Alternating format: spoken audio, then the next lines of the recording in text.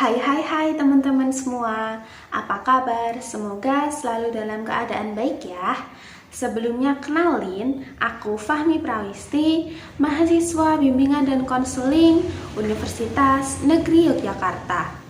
Aku di sini mau berbagi tips nih, gimana cara menentukan cara belajar pada kesempatan kali ini yang berjudul Temu Kenali Cara Belajarmu. Jadi, gaya belajar merupakan cara tercepat dan terbaik yang dimiliki individu dalam menerima, menyerap, mengatur, dan mengolah informasi yang diterimanya. Gaya belajar mempunyai peran penting dalam pendidikan, terutama dalam proses kegiatan belajar dan mengajar. Setiap siswa ini merupakan pembelajar yang unik antara siswa satu dengan yang lainnya, memiliki kepribadian, intelijensi, jasmani, sosial, dan emosi yang berbeda-beda. Ada yang lambat dan ada yang cepat dalam menangkap informasi atau pembelajaran. Secara umum, gaya belajar dibedakan menjadi 3 kelompok, yaitu gaya belajar visual, gaya belajar auditorial, dan gaya belajar kinestetik. Berikut penjelasan dari aku dari ketiga gaya belajar tersebut. Yang pertama yaitu gaya belajar visual, yang merupakan gaya belajar dengan cara melihat, mengamati, memandang, dan yang lain sejenisnya. Kekuatan gaya belajar ini terletak pada indera penglihatan manusia.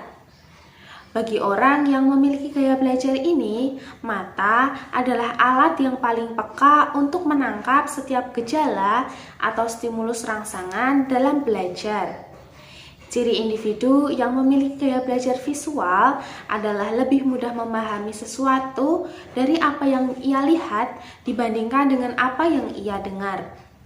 Memiliki catatan yang lebih rinci, rapi, dan teratur, lebih suka membaca daripada dibacakan, tertarik dengan metode belajar demonstrasi daripada pidato, tidak mudah terdistraksi dengan keramaian, dan mengingat segala sesuatu dengan asosiasi visual. Gaya belajar yang kedua yaitu gaya belajar auditorial atau auditorial learner, adalah gaya belajar yang cenderung menerima informasi paling baik dan paling efektif dengan menggunakan indera pendengaran atau audio.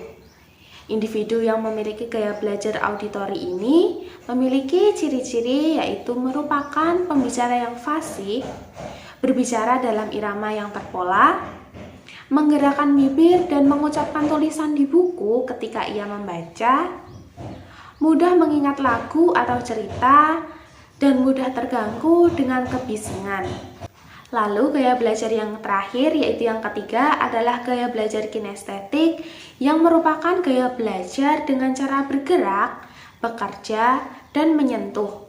Maksudnya adalah belajar dengan mengutamakan indera-indera perasa dan gerakan fisik. Orang dengan gaya belajar ini lebih mudah menangkap pelajaran apabila ia bergerak, meraba, atau mengambil sebuah tindakan.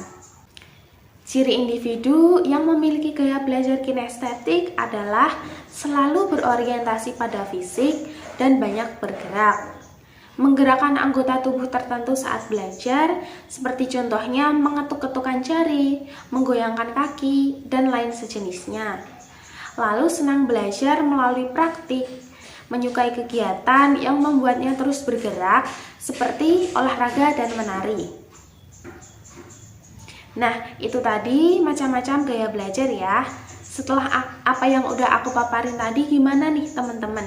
Kira-kira kalian masuk nggak sama beberapa kriteria tadi? Semoga setelah penjelasan aku tadi, kita semua bisa tahu ya apa gaya belajar kita, sehingga kita lebih mudah menerima dan mengolah informasi yang kita terima. Sekian dulu dari aku, sampai jumpa, dadah!